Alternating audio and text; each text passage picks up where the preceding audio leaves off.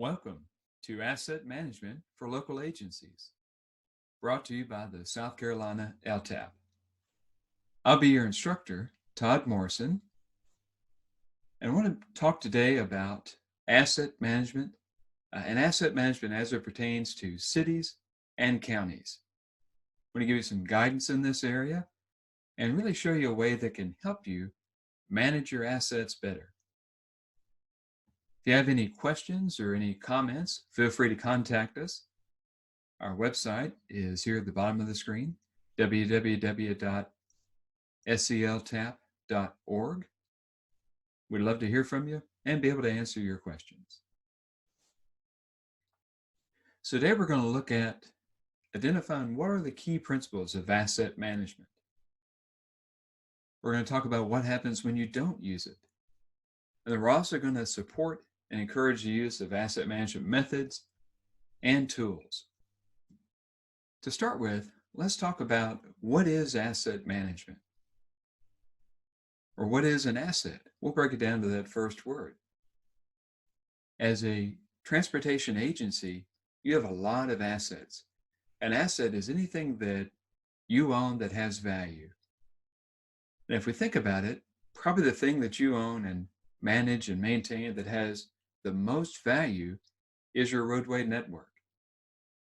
If you could imagine coming in tomorrow and there's been a tremendous weather event or something like that that occurred, maybe a hurricane or some other catastrophic event, and your entire roadway network is gone.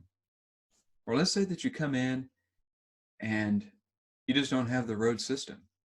You had to go about purchasing all the right-of-way. You had to go about doing all the design work. You had to build these roads to get them put back in. Whether you maintain 100 miles or 5,000 miles of roadway, that's going to be a tremendous cost.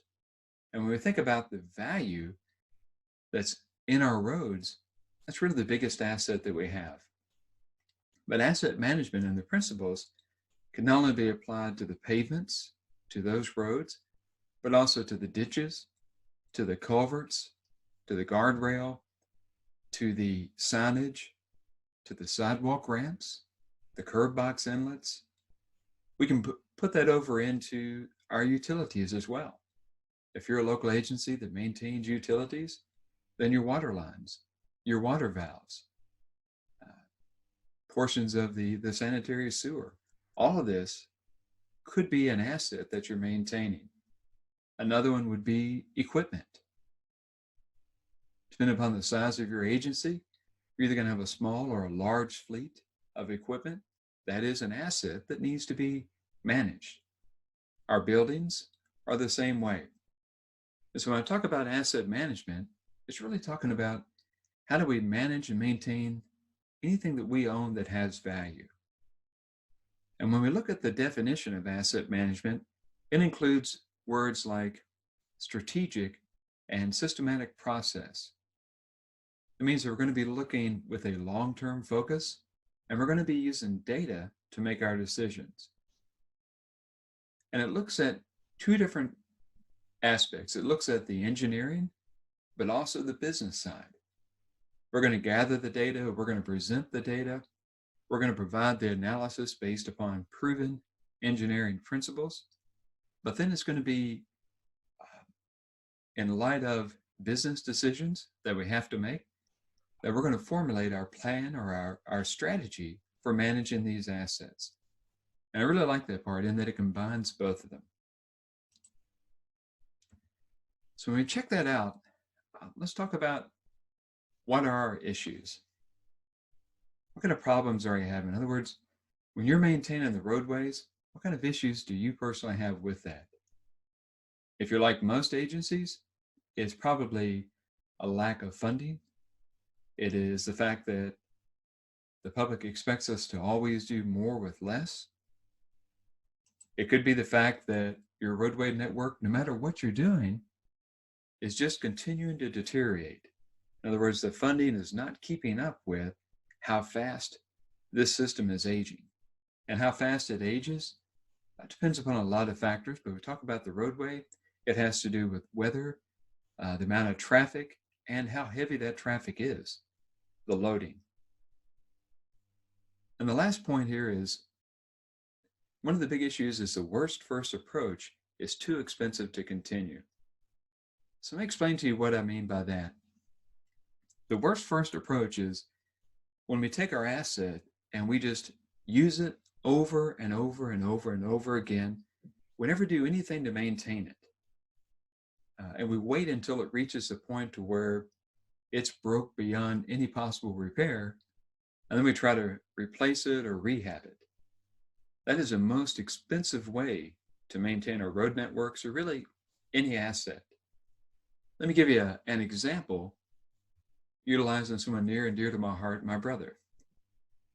My brother is the kind of individual, not like myself, because I grew up with the Department of Transportation, started there when I was 17, and we were always drilled into our heads, good preventative maintenance.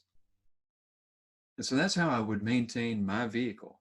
Let's take your own personal automobile, for example. I do good preventative maintenance. When I purchase a vehicle, I make sure to do all the oil changes that are needed. As soon as I hear that brake squeaking a little bit, I'm checking the brakes to see if they need replacing before it gets down into the rotor, and I have to replace a lot more. It becomes more of an expensive fix. Doing all these items that you need to keep a vehicle running. My brother, on the other hand, the way he maintains his vehicles or the way he approaches that asset management is he buys a vehicle and he drives it until it stops. And what I mean by that is he never changes the oil. He never looks at the fluids. He never does a single thing of preventative maintenance until oftentimes it's too late. I've known him more than once to have an engine seize up on him. And at that point, sometimes they're beyond the cost effectiveness of repair. They end up being drug into his backyard. There's a whole collection out there in his backyard. And his life cycle cost, in other words, the cost of what it operates him, or of what it cost him to operate that vehicle, is much higher than mine because I get a lot more length of time that I can use that vehicle. And those preventative maintenance treatments, the oil changes, et cetera, that I'm doing, spread out over the life of the vehicle, including the extra life, means that really I'm getting a lot of value added from that preventative maintenance. And that's what we'll talk about today is how we treat our roadway assets the same way. Many of you, and myself included, when I first started in the highway department, and I was over a highway district as far as the resurfacing went, a portion of it on our rural secondary smaller roads, whenever I got funding for resurfacing, the way I responded to that is I would contact my county road foreman and I would say, hey, I've got X amount of dollars for your county. Give me a list of your 3 worst sections of your roadways, the worst 10 miles that you have, for example. They would let me know which miles that was. I would take that, I'd go out, look at it, prepare an estimate, and that's what we'd fix. We didn't give any kind of attention to maintaining those roads that were still in good or fair condition. And it felt like I could never get ahead. It felt like I was always putting out fires. And that's the worst first approach. And that's really what happens to you. And if you're in that position, I want to talk to you a little bit about asset management and hopefully give you some ideas on things you can do. If we continue with that worst first approach or without managing our assets, in other words, the public's entrusted us to maintain and manage their roadway system. It's owned by the public. And if we don't do that, then the public loses faith in us. Not only do they lose faith in us, but it can also cause us to lose revenue. And what I mean by that is, let's say you have a major hurricane come through, flood, you're applying for FEMA funding. One of the things that you have to prove with FEMA funding is the condition before, or oftentimes the condition before that event occurred. And if you don't have records of that, you're not able to prove it, oftentimes you don't get the funding. So it can even cause you to lose revenue. Letting that vehicle or that roadway go until it completely fails, that increases your cost. And another one that sticks in my mind really is loss of institutional knowledge. In our cities and in our counties, if we don't use a good asset management principle, which is to get a clear record of what we own and the current condition of it and where it's located, if that just resides in the minds of 1, 2, 3 individuals at your city or county, man, you can be left in a really bad position. When I worked at the DOT, about half my time was in maintenance, the other half was over on the construction side. And on the construction side, one time we took a 2-lane road, 2-way traffic, and we widened it to 1 lane each direction with a center turn lane going into a small town. The town had roughly about 7,000 people in it, but they did maintain their own water system. We get in there to do the work, and oftentimes the utilities were moved ahead of time before we got there with construction. But on this job, we were supposed to move the utilities as well as part of the contract. We get in there and get ready to do that, and we find out that the city has no idea how to control their system. They have no idea where the water valves are. So they didn't know what their inventory was. There had been no program to exercise the few water valves that they did know about, so they were all froze up. And it turns out that in order to tie into the system and be able to put some shutoffs in, we had to turn off the water to the entire city. We had to turn it off at the plant. And that put everybody in a bad position. Now, how did they get there? Here's what had happened. When the new mayor came in, he didn't like the water foreman. So it was a different political party. So he fired the water foreman and 2 or 3 of his assistants. The water foreman didn't like being fired. So when he left, not only did he take that knowledge and his assistants with him of where all the lines were and where the water valves were, they actually took the plans with them too. Took them home and burned them, just as sort of a vengeful act. And so that institutional knowledge left. And with the average person staying at a job today for 2 years, that's right, that's the average time at a job, man, this loss of institutional knowledge is something that you really have to be concerned about as a local agency. So my advice is to use good asset management principles and figure out what you have, where it's located, and get that written down, either in a spreadsheet or a computer program or something like that. Those are some of the consequences. And the next thing that I want to talk to you about is that worst first strategy that I mentioned to you of how you can manage things and getting away from it. In this particular diagram, you see pavement condition, and you see the typical pavement curve, how it starts out up here at good condition. This might be a road that's been recently constructed or brought up to good condition through rehab work. And what happens to that is it stays in good condition, again, depending upon traffic and loading, for some time, and then it begins to fall off. And that decline is fairly sharp, that deterioration. Once it gets down here to the bottom and it gets in poor condition, if you'll notice, it flattens back out. And that means that a road that's in poor condition oftentimes will stay that way. It doesn't get a lot worse. Once it gets bad enough, it's just bad. It doesn't get that much worse. And that's a typical deterioration curve for a pavement.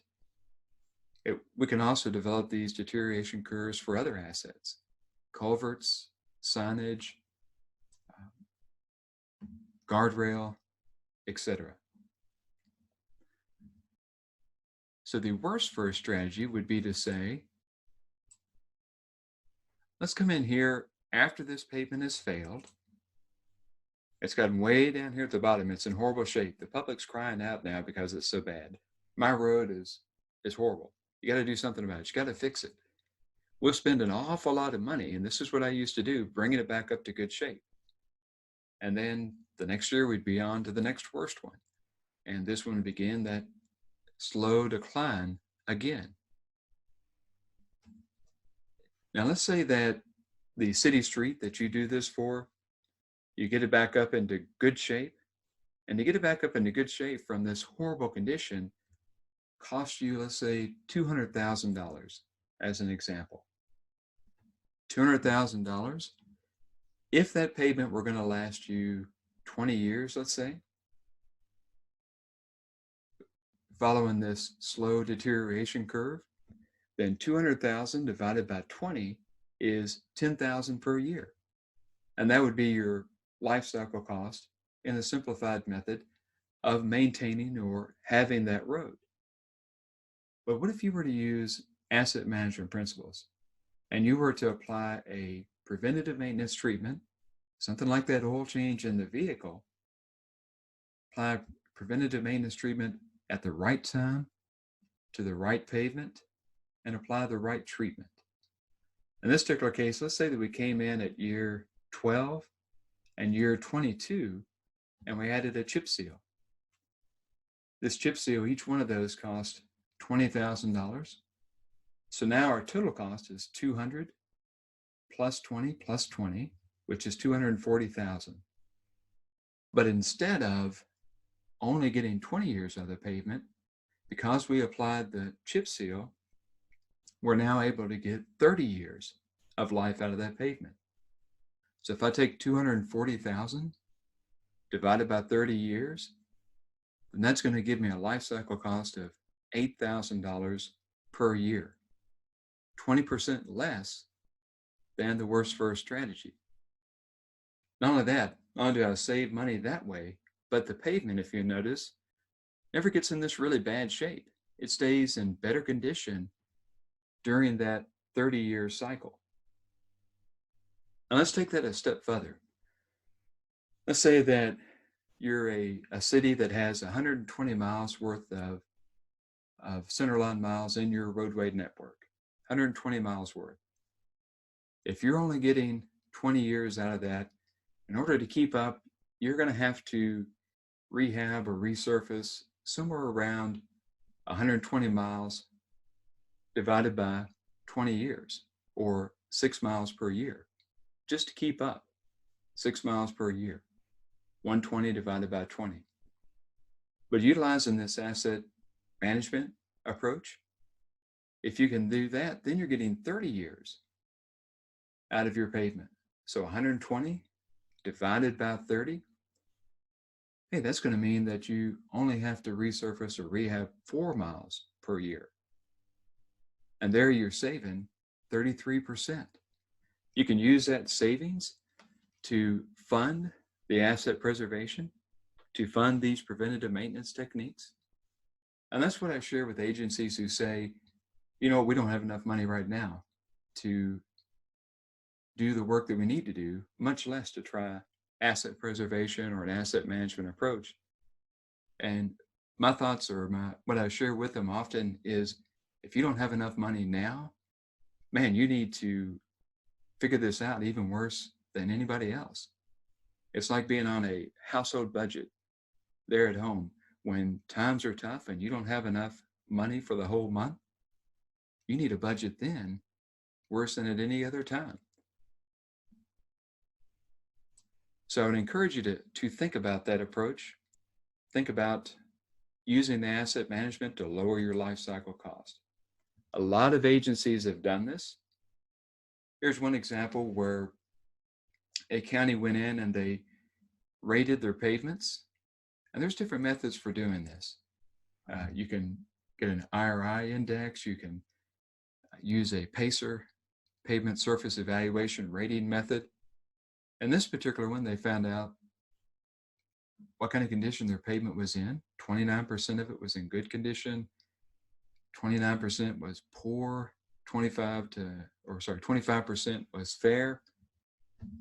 They were able to figure out the condition of their network.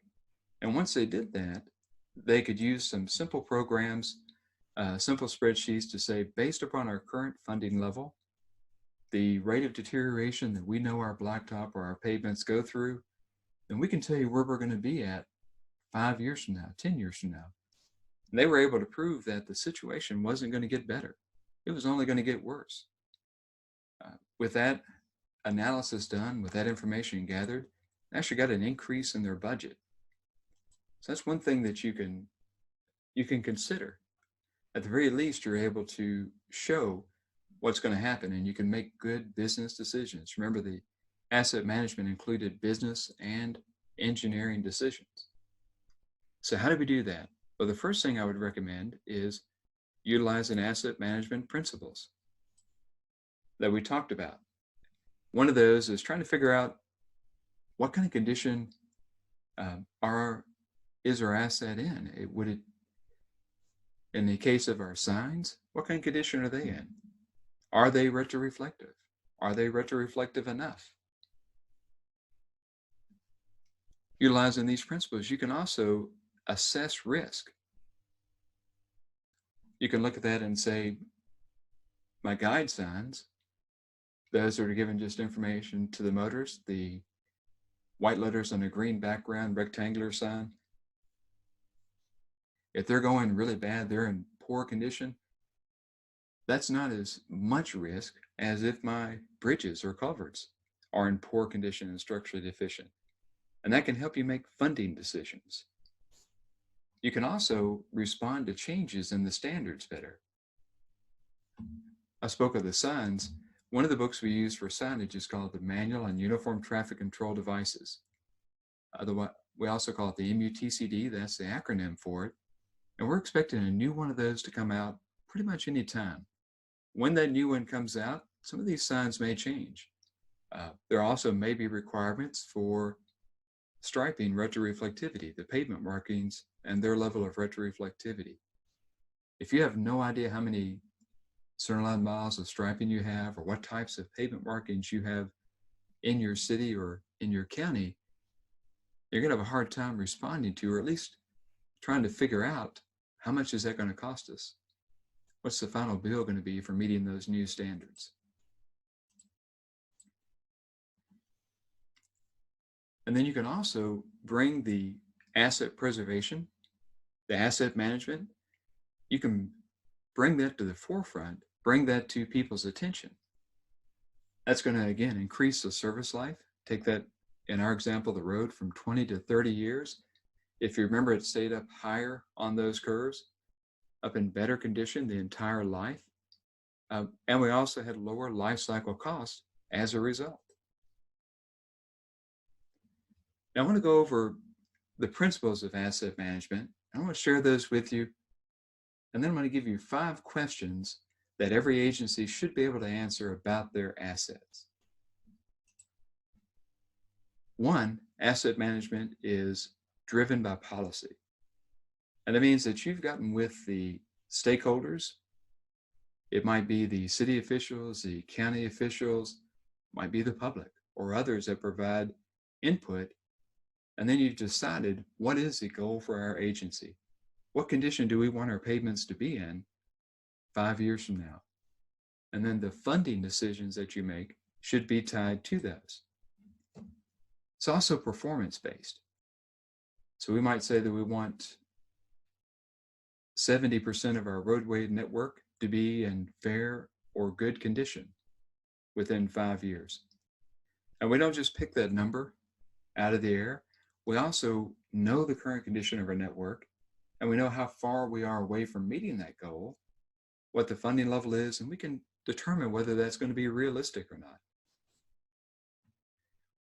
Asset management also looks at all the options. You decide, are we going to do rehab, reconstruction, resurfacing, in-place patching, chip seal, overlays, thin overlays, ultra-thin overlays, a whole range of options that you can look at to maintain and take care of that pavement. And you can, for all of those, you can get a equivalent cost, annual cost. You know how much is the dollar amount needed to apply that treatment. And then you'll also know how long that treatment is going to extend the life of your pavement. And you can make really good decisions based upon that. That's the 4th one. Your decisions are based upon what you know about your network and the treatments that you might be considering. And the 5th principle is everything's transparent. And that's the beauty of it, is you don't have to worry about trying to explain it to the public, because you're going to have this written down. Eventually we hope that you have a transportation asset management plan written down on your website. Your decisions are tied to that, and the public can see this is why we're spending the money in this manner. South Carolina DOT has a transportation asset management plan for their funding. Anyone is free to look that up. Just search for that with your favorite search engine, South Carolina DOT Transportation Asset Management Plan, and you'll find that, and it gives you their plan and how they're making their funding decisions and how the data is justifying that. And I encourage you to do the same. Now I'm going to go over 5 questions that every agency needs to be able to answer about their assets. And this might be your roads, this might be your signage, it could be your culverts. Maybe you're listening and you're over the equipment garage, or you're the fleet manager, so it's your equipment. And I want you to put yourself in the position of answering these questions for whatever it is that you're managing for your city or county. And then ask yourself, do I know this? And if not, if I want to get started in asset management, real simply, I just pick one of my assets and I begin to gather data. I begin to walk down this path of asset management. It won't happen overnight, but it can happen over a period of time. So the first question you have to be able to answer is, what kind of condition is my asset in right now? And that's something that when I first took over the highway district as a branch manager for maintenance, I had no clue on a lot of our items. I got to be honest with you. Culverts was one of those. I had no idea how many culverts, the pipes underneath the roadway, how many culverts I had on my roadway network. I had no idea of what type they were. I didn't know how many were concrete, how many were metal. I had no idea the condition of those, how many were rusted out in the bottom, separated, whether they were still good or what the expected life of those was. I really didn't know. And these are things that you need to know for each one of your assets. But don't get overwhelmed thinking, hey, I got to figure this all out at once. You start with probably your pavements first, because that's your most expensive asset. But then you move on to the others and you slowly build that. Another one that we had no idea on was our signage. We'd had a sign inventory 10 or 15 years before I took over, but nobody had ever maintained it. So we really didn't know how many signs we had or where they were located. I'm talking about, this was back in 2004 or so. And we started doing that inventory. It turns out we owned thousands of signs, thousands. It was amazing how many we owned, but that took some time. But we really needed to figure it out. What did we own? And where was it? And you can do that with GPS coordinates, really inexpensively nowadays. And there are different methods or ways of figuring out the condition of it that varies based upon the asset. Question 2 is, what is the required level of service? All right, so now you figured out, I know how many signs I have. So what's the level of service? I know what condition it's in. I know how many signs I have, what condition they're in, what's required. Well, with signage, that's fairly easy because the MUTCD gives us minimum retroreflectivity requirements, amount of light that goes in versus amount that comes out, minimum retroreflectivity requirements for our signs. But for your pavements, that's where you need the input from your local officials, from the other stakeholders, the public, to figure out what level of service are we going to have? What condition is going to be required? And then you can compare that with where you are now. How far away from meeting those requirements?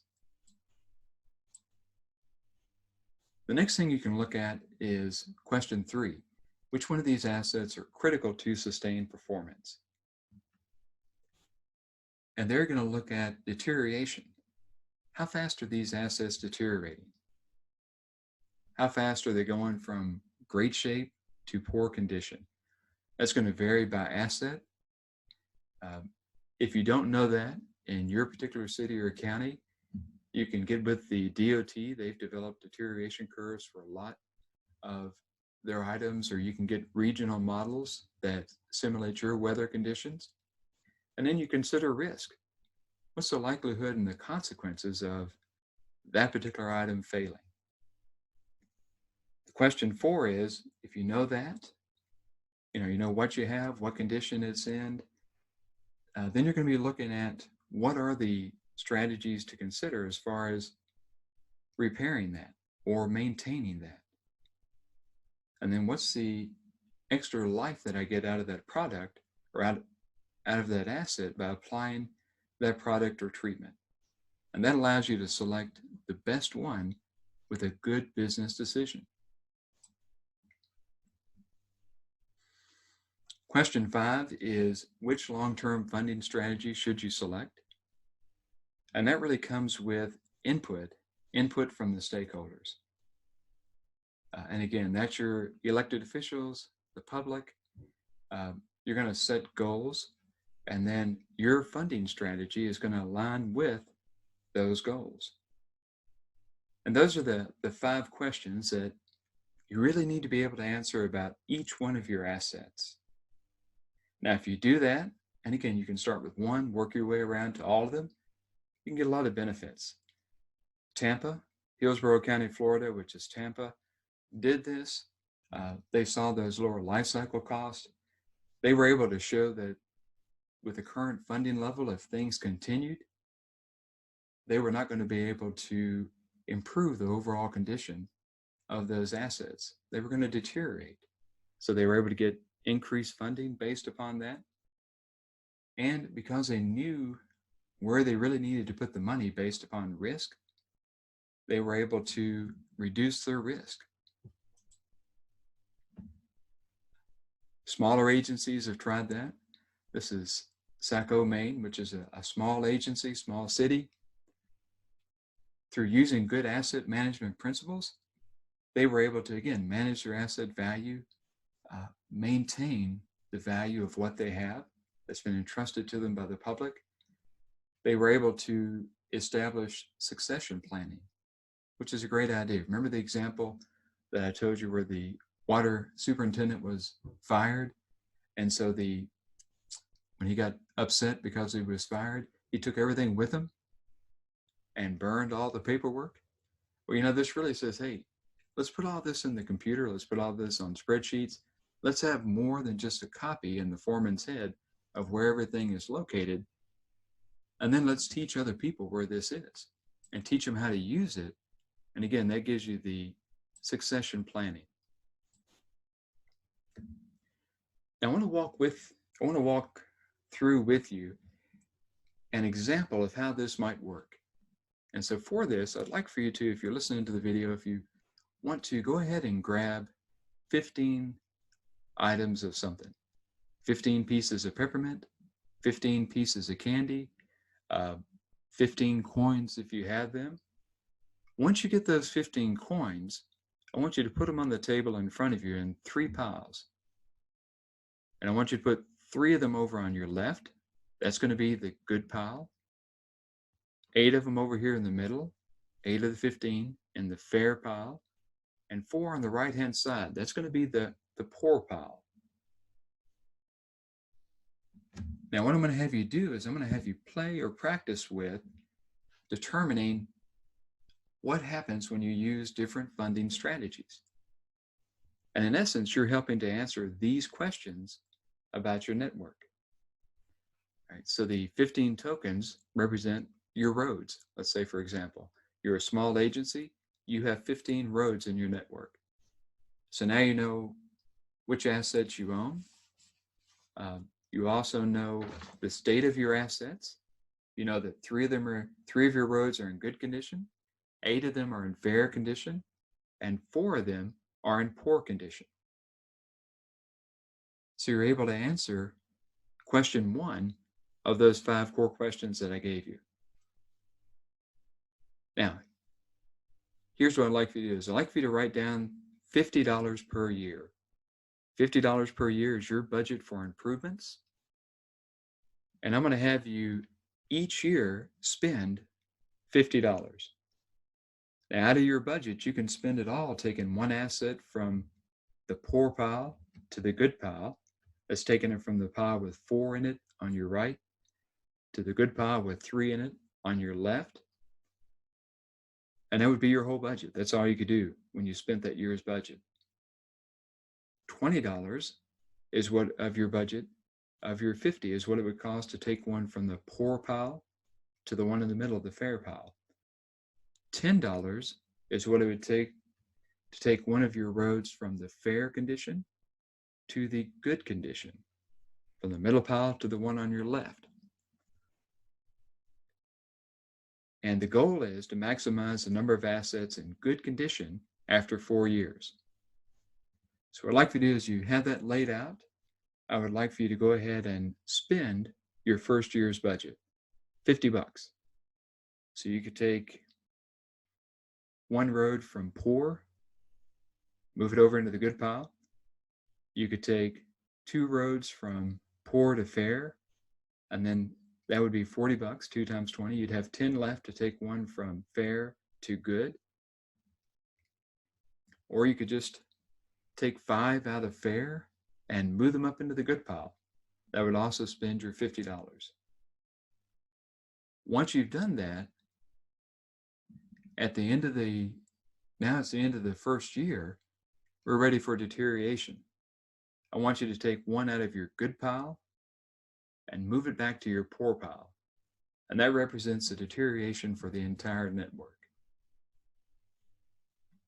And now that you've done that, I want you to repeat that for 4 years.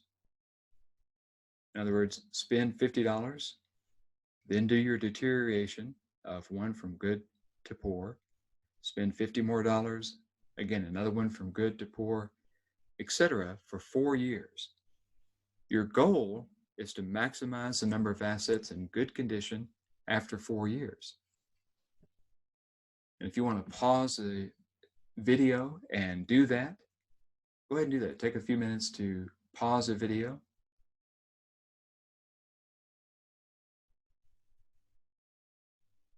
And if you did pause the video and you came back, or if you just said, hey, I'm going to do that later, and you listened straight through, let me give you the results of what happens sometimes when people do this analysis. Here we see 15 assets, 15 roads. You had $50 for improvements. Some of you may have decided to do a worst first strategy. And that's pretty much what I was doing with those roads when I first started. If that was the case, you remember you had 3 in the good pile, 8 of the roads were fair, 4 were in the poor pile. If you took 1 out of the poor pile and moved it to the good pile, then you had 3 in the poor pile, 4 in the good. But when you did your deterioration, you took 1 from the 4 back to 1 from the good back to the poor pile. And really you ended up back where you started at. At the end of the time period, the end of the 4 years, once you applied the deterioration, you would have been right back where you started from. And isn't that how we feel? Like a lot of times on our roadways, we're either not getting ahead at all or we're losing ground. If some of you decided to take a preservation focus, where you were just getting as many of them from fair up to good, in other words, maintaining that network, you ended up with 10 in the good pile. Some of you decided, you know what, I'm going to do a little bit of both. Well, using that method, you would have ended up with, in this case, 6 in the good pile. And if you remember the goal, our long-term goal was to have as many as we could in the good pile. So in this particular case, the preservation focus wins. And as you run through that, I wanted to share with you, that's really what your computer system is doing. If you have a pavement preservation computer system, all it's really doing is taking your roads, the lane miles of roads that you have, their current condition, some type of deterioration, like we had 1 from good to poor each year, and then it's using different funding strategies, preservation, only capital improvements, which is worst first, or some type of mix of both. Now, every time you run this, you're going to see that the best way, or the one that gets you closer to this particular goal, which was the most number of assets in good condition, was a preservation focus, which is placing a preventative maintenance treatment on that pavement, on that culvert, etc., at the right time and placing the right treatment. But probably the most reasonable one, and the one you're going to go with, is some type of mix of fixes, is what we call it. The reason for that is, even though we know that preservation first is the best option, there's still politics involved. There's still people out there. There's still the public. And a lot of times they demand that some of these really bad roads get fixed. So most of the time you do a mix of fixes, and you just have to figure out what mix are you going to use. If you're not a numbers person, you like graphics better, I'll show you this graph. It shows you what happens with the best first, that's the preservation, the worst first, and the mix of fixes. And as you can see, if we're looking to optimize the number that are in good condition, well, the preservation first does that the best. At the end of the time period, 65% were in good condition. But again, oftentimes we have to do we have to do a mix of fixes, and that resulted in a better overall network than the worst first. We actually ended up with just good and fair. But something that you can play around with, something you can have some fun with. That particular example, and hey, the best part, if you use candy, when you get done, you can eat the candy. All right, so how do we implement these asset management principles? Well, really, there's no set pattern because everybody is different. What I would recommend to you is start where you are. If you have zero information, then pick one of your assets and just begin figuring out what you own and what condition it's in.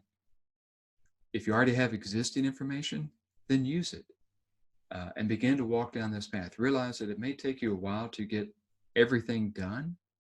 It really depends upon how many resources your agency has, but one of the keys is utilizing existing information and really just getting started. You know, if you do anything at all, then you're managing your system better than you were before you started.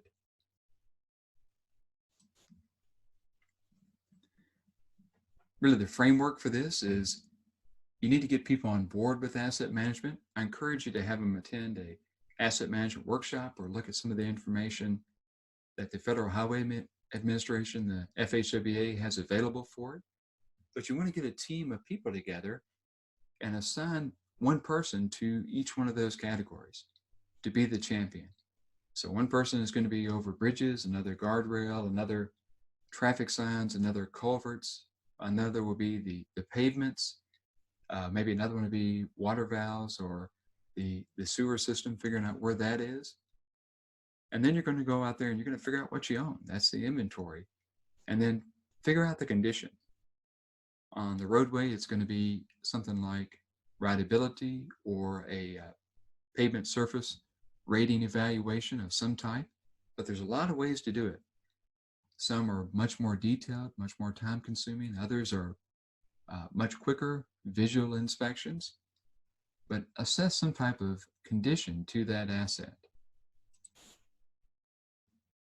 After you get that done, you got to figure out what are the funding needs. And that has to be based upon what are the goals. In other words, what would it take to get everything to good condition? What would it take to get everything to fair condition? Based upon that, you figure out what are the goals of your management team or your city officials or county officials.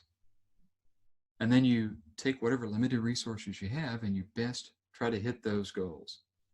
And again, knowing the condition that you're in and where they want to be, we'll show you how realistic those are. It also helps them to set realistic goals. And probably the most important aspect is to continually reassess what condition your pavement, your guardrail, your culverts are in. You want to see if it's working. And you want to continue to gather this data. You want to continue to track it. make sure that you're getting the results that you want.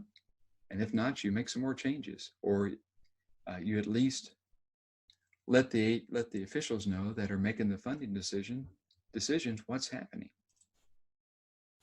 All right, so today we talked about the key principles of asset management. And I really hope that you got those. Remember, went over the 5 core questions. What's the current state of our asset? What is the required level of service? Which assets are critical to sustain performance? What are the feasible strategies to consider? Which long-term funding strategy should I use? We talked about the things that can happen if you don't use asset management. Loss of credibility, higher cost, deteriorating pavements, the feeling that you're just putting out fires and not really getting ahead. And so we hope that we encourage you to take a little bit more of this journey on asset management, dive into it, get started, and start using engineering and business practices to manage these very valuable assets that you've been entrusted with. We appreciate you watching. If you'd like to check out our website, you'll get a whole list of other training opportunities and resources